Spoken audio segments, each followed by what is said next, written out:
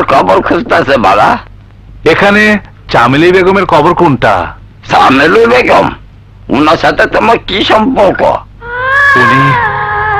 উনি আমার মা। ও আচ্ছা, তুমি চামেলি বেগমের ছেলে? ওই যে দেখতেছ সবচেয়ে বড় শান দিয়ে বানানো যে কবর, ওইটাই তোমার মায়ের কবর।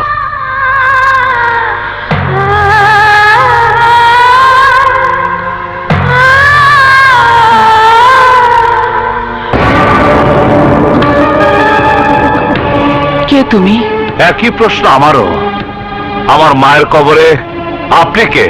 আমাকে লোকে আন্দাজ আলী চৌধুরীর স্ত্রী বলেই জানে। কিন্তু আমার মায়ের কবরে আপনি কি করছেন? এই কবর না তোমার না আমার, এই কবর সবার জন্য। এখানে সবাই আসতে পারে। আমার মায়ের জায়গা দখল করে আজ তার কবর জিয়ারত করতে এসেছেন? এখানে রোজ এসে আমার মায়ের আত্মাকে অপমান করতে আপনার লজ্জা করে না? তুমি ভুল করছো।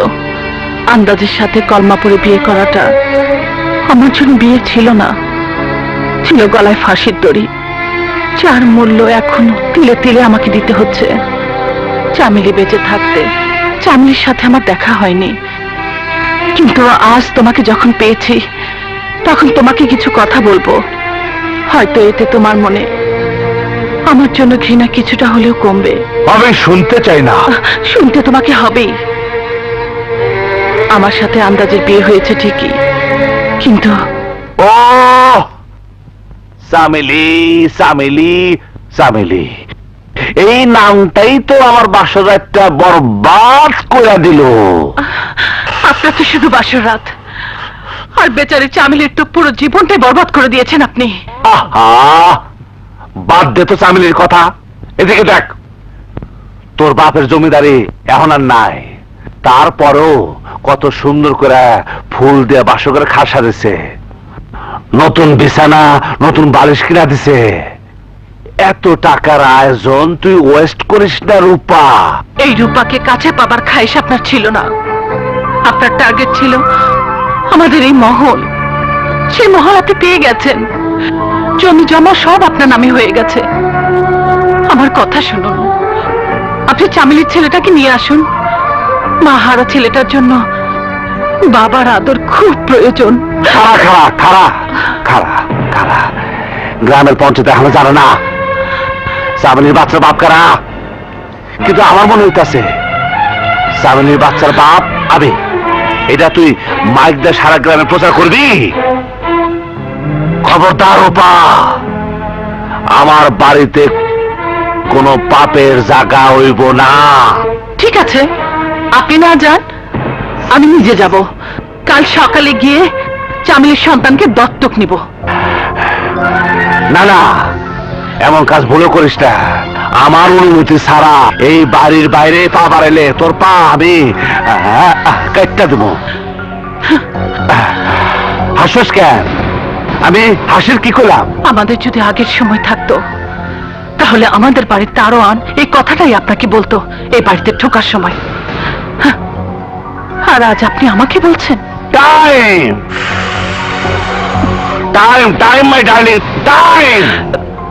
সব সময় ঘটনা, আর আজ এই রাইতের টাইম কইতাছে প্রেম করো, কামনা বাসনা মিটাই নাও, চলা আমার বুকে আহ, প্রেম করি প্রেম করি। না, যতদিন আমার কোলে চামেলি বাচ্চা না আসবে ততদিন আমাকে আপনি পাবেন না। আরে পরের বাচ্চাটা তুই কি করবি? 9 মাস পরে তো তোর কোলে এই বাঘের বাচ্চা খেলবো আর হাসবো। কখনো না। না মানে কাছে আয়। না। আহা, আয় না। এই বেকুম মায়া, তুই জানো চাইলে আন্দাজ আলী চৌধুরী তোর ছুরি কায়রা নিতে পারে, তারপর তরে মজা করতে পারে। তা হয়তো পারবেন, কিন্তু কাল সকালেই দেখবেন আমি আপনার চায়ে বিষ মিশিয়ে দিয়েছি। কি করবেন তখন? যা শালা, আমারে মায়ের নিতে না পারলে বিয়া করছিস কেন? আমার বাবার দেয়া কথার প্রতিশ্রুতি রক্ষার জন্যে। দেখ রূপা, যদি এমনি বাসঘর থেকে ওয়ার্কআউট করস তাহলে কিন্তু সারা জীবন বন্ধা হয়ে থাকবি। সারা জীবন আমি বন্ধা থাকবো, তবু আপনার মতো জল্লাদের সন্তান আমি আমার গর্ভে পয়দা হতে দেব না।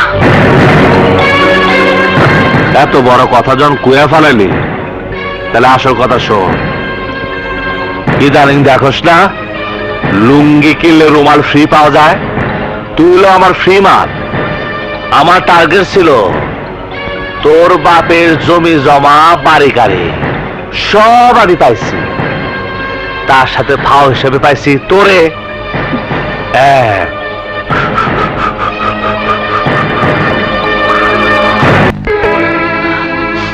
আমার কথা নিশ্চয় আপনি কষ্ট পেয়েছেন, আমাকে ক্ষমা করবেন। এ তুমি কি করছো?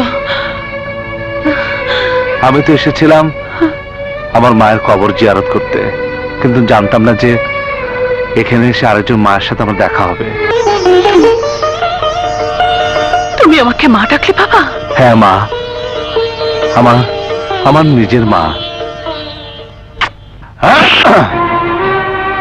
খবরদার, হাত তুলবেন না, যা বলার মুখে বলুন। এই, কি সেন্টিমেন্ট যেন বারবার তোরে বাঁচায় দেয়। আপনার পাষাণের মতো হৃদয়ে সেন্টিমেন্ট বলে আবার কিছু আছে নাকি? আছে আছে, বুঝতাছি না।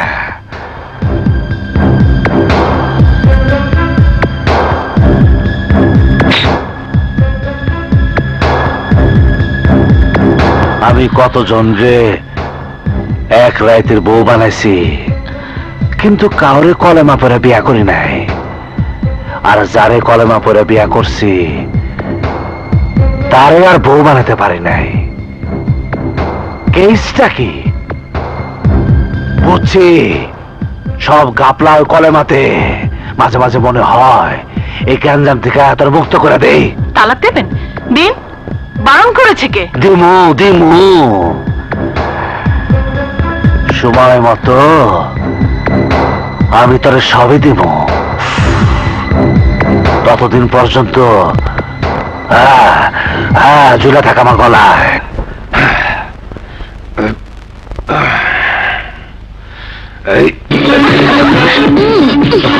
আরে স্বপ্না, তুই? হ্যাঁ আমি। তুই এইখানে একাই এসেছস? কি করব, আমার দিকে নজর দেবার তোমার তো কোনো সময় নেই।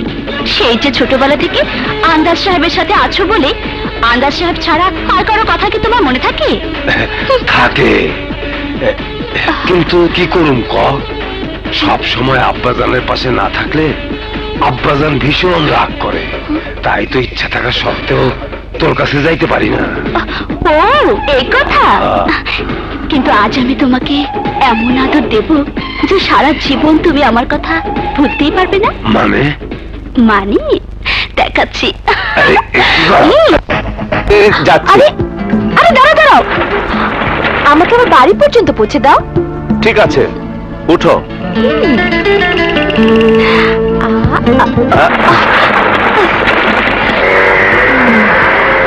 এই কি করছো প্লিজ? আরে দেখো তো। হোন্ডা চালাতে পারছো না? না, চালাতে পারছি না, তোমার জন্য অসুবিধা হচ্ছে। তুমি সামনে এসো, আসো না। আচ্ছা তোমার কি হয়েছে বলো তো?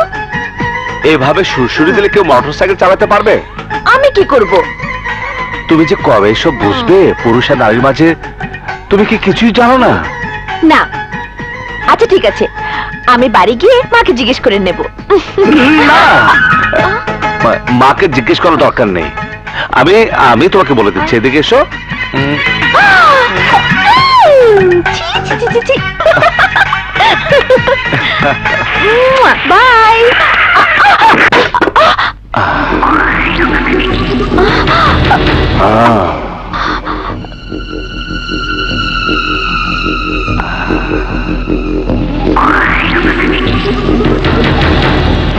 আয় মায়া, সাবধানে রাস্তা পার হইতে শিখো, নাহলে তো মরবা। সরি, আমি দেখতে পাইনি। কিন্তু আমি সবই দেখতাছি। আমি যাই। যাও যাও, খুব সাবধানে বাড়ি ফিরে যাও।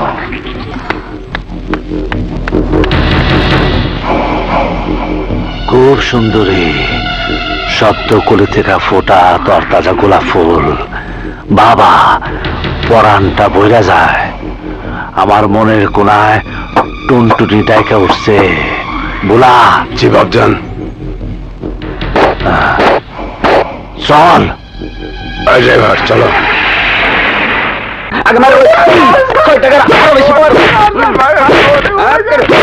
এই, ওকে মারছো কেন? স্যার, ও হাসপাতালে মদ খেয়ে বাজারে মাতলামি করছিল। মদ খেয়ে মাতলামি? হ্যাঁ স্যার, ওই যে দেখেন এখনো মুখের মধ্যে গন্ধ।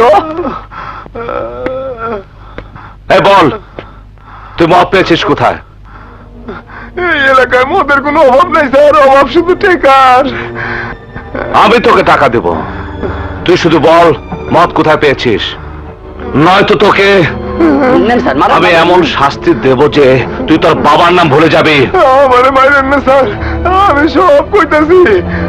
আমার কই এমপি সাহেবের হাসপাতালের নিচে মদের কারখানা আছে, সেখানে মদ তৈরি হয়। আমি প্রতিদিন সেইখান থেকে মদ কিনে খাই। স্যার, হাসপাতালে রোগী সেবার নাম করে অবৈধ ব্যবসা, সর্বনাশ।